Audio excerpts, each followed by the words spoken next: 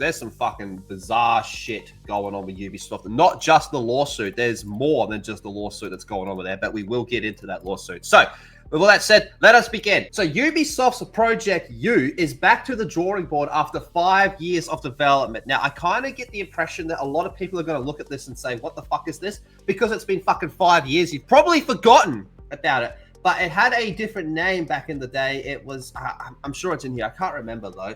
So Project U was officially announced in September of 2022 as a revolutionary new kind of season-based cooperative shooter. I've heard that somewhere. But after 2 years since the announcement, and keep in mind, that was like 2 or 3 years before it was announcement that it was being worked on, nothing publicly about the game has yet been announced. That's because Project U was internally codenamed Pathfinder. Pathfinder is what a lot of you people might remember it as. Quietly returned to the drawing board in spring of 2024 following the issues surrounding the game's replayability. So for those unfamiliar with Project U, its premise is that Earth has been invaded by machines that want to mechanize all life. The game would see 10 teams of 4 battle it out in PvE combat against progressively more difficult enemies as they progress through the map zones, which could have thousands of enemy AI robots on the map at any given time. Eventually, players would enter the final zone in the middle of the map where they would defeat the final boss. Despite initially receiving generally positive feedback from players, one fundamental flaw plagued the game from the start: its replayability, which might be one of the most important things in a game like this. Sources say it was a constant issue for developers and would see the project's budget balloon due to continuous reworks. Again, this is all sounding very familiar. Such reworks included adding more variations to the map with biomes and adding new bosses to change its repetitive nature. However, the playtest in February of 2024, so this year, revealed that the game lacked the replayability needed. In March of this year, Ubisoft announced that Project U, which is Pathfinder development, would cease immediately and that outsourcing studios would move on to different projects. 2 of the game's directors have left the project along with many other developers, with one of them moving to Assassin's Creed and the other one making its way to DICE this month. So instead of being cancelled, Ubisoft internally noted that PvE games can still be successful. I think everyone will agree with that, citing the viral launch of Helldivers 2, fantastic example, which sold an estimated 1 million units within its first 5 weeks. As such, it said that Ubisoft still believes in the project and moved Project U back to the incubation with a new producer, a smaller team to explore new ideas. However, after over 5 years of development, current and past project developers tell me it's difficult to see how this game would succeed. So, do you know what this sounds like to me? This sounds like Skull and Bones all over again. Yeah. The amount of reworks that they're having so far, yeah. Like, all the money that they spent in the last 5 years, they're just going to scrap it and try again. It changed absolutely everything. I bet you they go for more of a Destiny type of feel now, or something. That's what I thought when they were kind of explaining what it was. I'm like, this seems like their version of Destiny, where it's not like a clear ripoff, but it's definitely they're trying to make their own version of it because they see how popular it is. My one thing is, they obviously spent a fair bit of money. Now, usually with game development, most of the money is spent in the second half of development, like, because that's when you really ramp up production. You start working on marketing as well, and you got to account those costs. How much money did they spend? Because my gut feeling is more than they should have. Well, 5 years, and it got changed multiple times. So how close to end production were they? Like, they could have been near end production a couple of times. And imagine what it's doing to your team.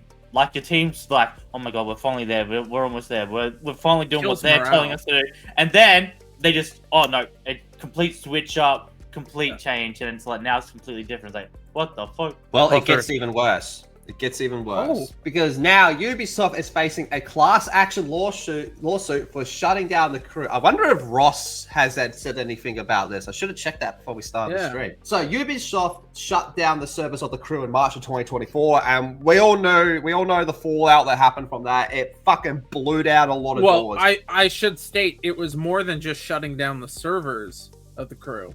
If you had the crew on the Ubisoft launcher, they were revoking people's keys, so you couldn't even launch the game, even though there was no servers to access, but people were trying to set up their own servers and basically run the game like that. That would live on, and Ubisoft said, no, fuck you, and they pulled the plug on it fully. And this decision has not been received well by the community. While fans understood the removal of the multiplayer aspect of the game, they were frustrated that the single-player mode was made inaccessible. Now fans have filed a lawsuit against the publishers for failing to provide an offline mode. Okay, so as reported by Polygon, the court document reveals the plaintiffs Matthew Castle and Alan Liu have brought the class action lawsuit against Ubisoft Entertainment SA and Ubisoft Incorporated on behalf of themselves and all other similarly suited for shutting down the crew.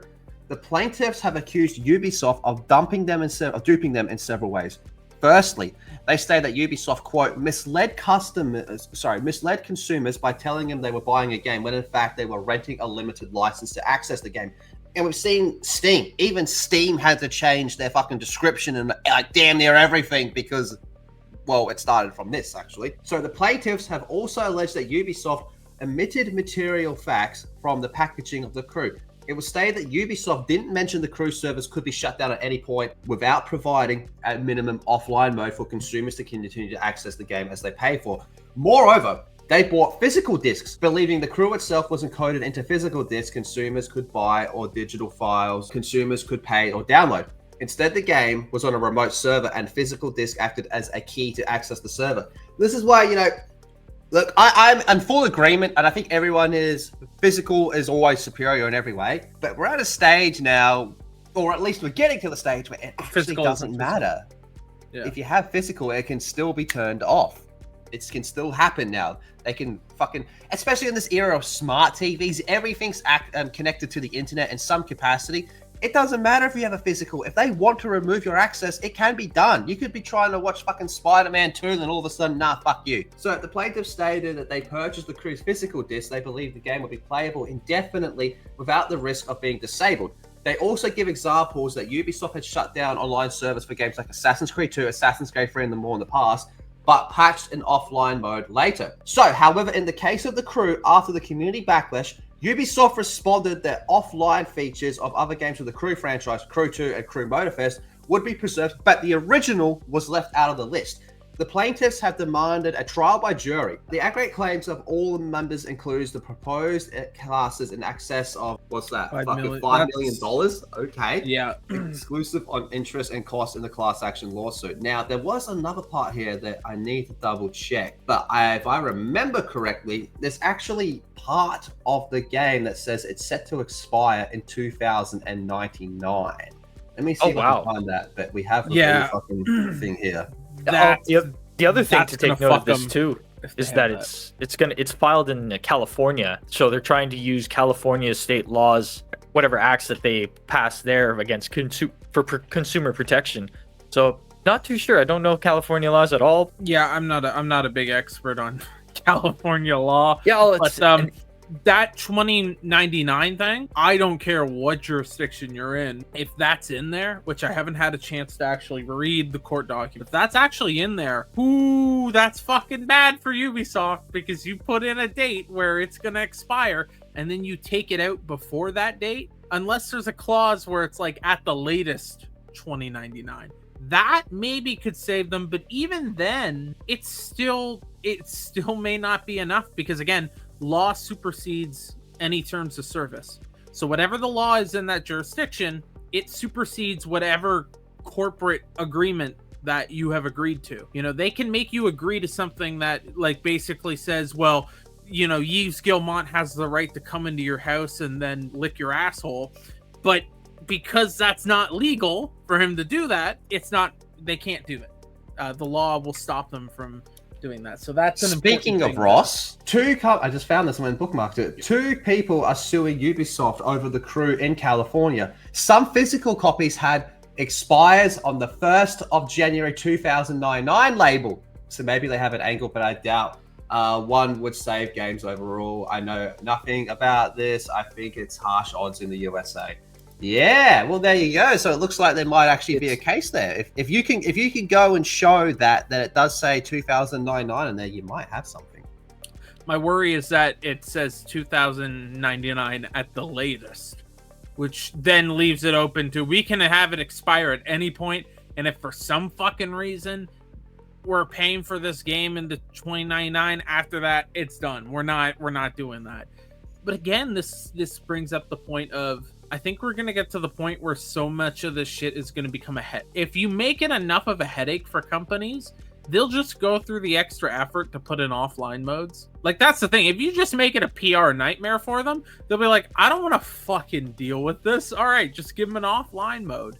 And then problem mostly solved. Might set a certain precedence that all the other developers and companies are going to jump the gun to protect their own stuff while not providing the consumer with what they're looking for. Because similar to like what Steam did after, you know, they've had to deal with people claiming they don't actually own. Now it's all pasted all over the place where you don't actually completely own your products on Steam. Might have something similar if this, you know, goes through the courts and stuff, and people might start preparing for the precedents that this might set. Yeah, but eventually, if you do petition, here's the thing: law supersedes all these TOSs. So if you do have a well-formulated law, that's the key. Well-formulated. A lot of the times, they're not well-formulated. Anyone who's ever had to deal with any type of government entity ever. Yeah, post office close at 2 p.m. on weekdays, so no one who's coming home from work can fucking go pick up their mail and shit. Like, there's stupid shit like that happens all the time. That's the problem with getting the government involved. But if it's done correctly, it can be enough to make this no longer a problem. That'd be cool. That's why we had that big pushback against Ross. Even though we agreed with his bottom line, it was, I think you're asking for too much government control to step in and do this. How about we just bully these people instead? Yep. And that's the fit. That's where we actually got ratioed on our first Ross video because we're like, hey, this is too much. How about we just be bullies? But when we had Ross on, I think he kind of understood the criticism a bit. But it's going to be curious to see how this all plays out. But one interesting thing that was mentioned in there, to your point, Cream, was they did add offline to the other crew games, just not the original. Yeah, we talked about that actually a little while ago when that popped up, and we said, yo, what the fuck? Why aren't you adding it to the first game that everyone is pissed off about? They basically saw that everyone was pissed off about the first one, and they're like, all right, okay, we get it, guys. So we just won't do that in the future. And everyone's like, no, change that fucking back. What do you... It's like, it's definitely not, a moral equivalency, but it's like somebody getting drunk and like hitting someone with their car, right? And being like, guys, all right, I know there was like 2 people down the sidewalk, and after I hit this one, I promise I'm not gonna hit those people. Now, can I just walk free? It's like, no, of course not. You just fucking hit that dude with your car. What the fuck? There's one thing to take note about this lawsuit at the moment. It's just been filed in the California court. It's yet to be certified as a class action lawsuit. Hopefully that gets passed through. But as of right now, it's in the bureaucracy at the moment. It could be completely thrown out by a judge. It really depends. Because anyone can file a lawsuit. It's actually getting it past the judge looking at it and being like, this is fucking retarded. And that's a potential for this. Depends on the judge. It depends on the wording of it. Because if they could have a case, but if they get a really incompetent lawyer and it's worded improperly, then the entire thing gets thrown out. Because you can't charge... If you have it written up that they did certain things that just... You can't go after a company and get them to pay $5 million, plus legal fees for misleading information that you put in a lawsuit. So there is that bit. So, everybody hold off a little bit. Well, here's one for the chat. How would you guys like the idea of a bunch of people that aren't lawyers becoming video game law tubers and will watch the whole court case live on stream?